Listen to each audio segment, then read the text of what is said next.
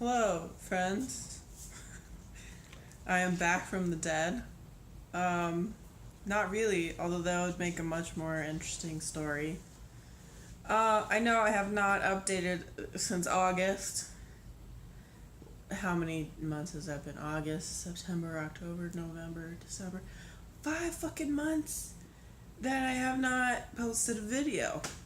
I'm sure you all thought I wasn't coming back. I certainly thought so. But here I am.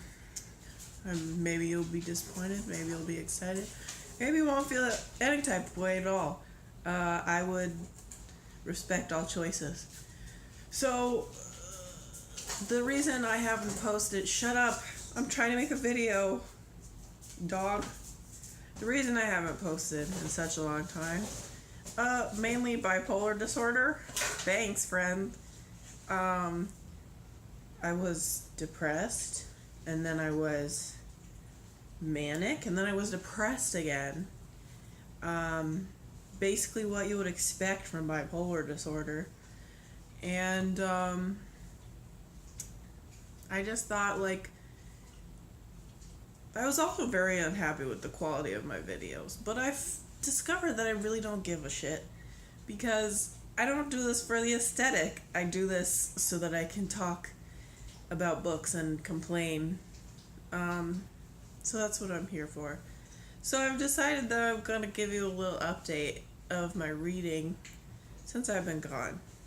I wrote it down on this dusty old envelope.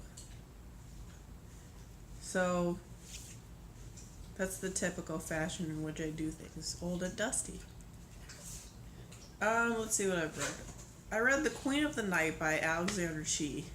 The book was like this thick, but it was excellent. Mostly. It gets more confusing towards the end. But I would recommend it.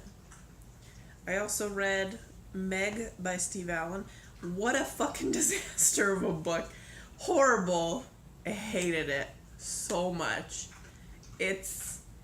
Besides the misogyny and the plot holes, it's just bad writing. It's like he wanted to write oh my gosh. Luna, stop making noise. Jeez Louise. It's like he wanted to write a book that was supposed to be a movie, or he wanted to make a movie but wrote a book instead. It was terrible, and I hated it. So thanks for nothing, Steve Allen. What else did I read? The Haunting of Hill House by Shirley Jackson. Great book. I've watched like the first episode of the Netflix series. And not totally impressed. I might continue. I don't know. My cousin thought it was good, so I'll probably keep watching for a couple episodes. But the book was great. It's one of those things where it's like, is it ghosts or is it psychological? And normally I'm not a big fan of those because I want to know if it's ghosts or not, but I thought it was done very well. Then I read We Have Always Lived in the Castle by Shirley Jackson. Even better, I thought, because it was just really odd, but I liked it anyway.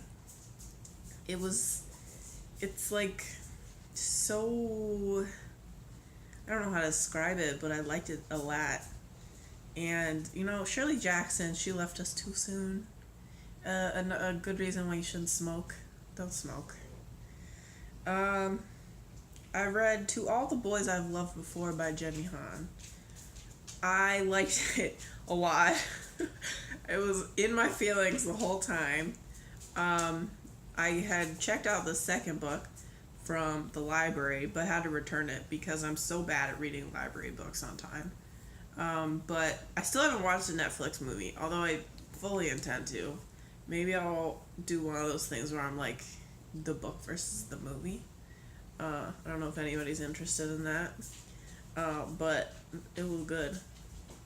Mortal Engines by Philip Reeve. There's going to be like a pattern here of me reading books that are directly connected to movies that are coming out. I'm, a loser. I want to know. I'm a boring normie. I want to know if the book is better than the movie or if the movie's better than the book. Anyway, I read The Mortal Engines. It's coming out today, the movie. It's directed by the guy who does Lord of the Rings or whatever.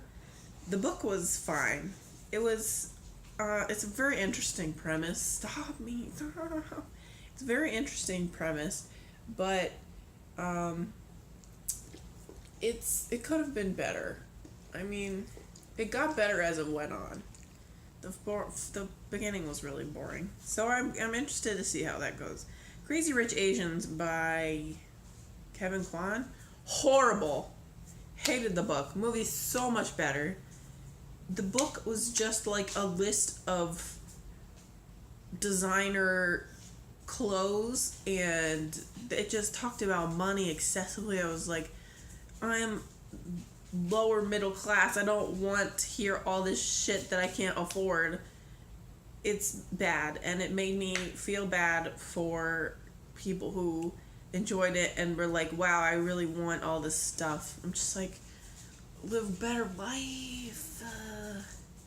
Anyway, what else? What is this? Buzz by Halle Lieberman. It was a history of sex toys. Awkward to carry around with you, but an interesting talking point. I learned a lot, and it was really interesting. I like weird, nonfiction. I like weird nonfiction. It by Stephen King. Took me an entire month. I still haven't seen either of the movies. I don't even know if I'm interested in watching the new one, but the book was great. Really dark and like icky.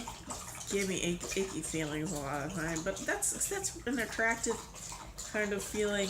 Sometimes it's just you want to see how far you're willing to read, where you're like a hard stop. No, I had a lot of those close moments where I nearly hit the line. I was like, I don't want to read this shit. Fierce Kingdom by Jen Phillips. I have a channel I like. She's called Chapter Stacks. Don't know her real name. She spells stacks with 2 S's, 3 S's technically. Anyway, she reviews thrillers mostly, and she said she didn't like this book, I think. And so I went into it skeptical, but I liked it a lot, except for the ending. I'm one of those people who likes open endings, if that makes sense. And it was not that. It was very abrupt.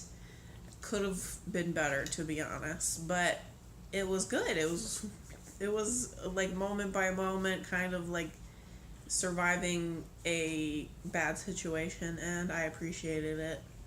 Frankenstein by Mary Shelley. So I basically am starting videos again just so I can complain about Frankenstein and how much it disappointed me. So look forward to that. I'm not going to say anymore. Bird Box by Josh Malerman. That's the last book I read. So fucking great. I loved it. Can't wait for the movie. Sandra Bullock is a hit or miss for me, but I'm hoping it's gonna be good. Gonna try and see it in the theater. Book was phenomenal. Spectacular. Amazing.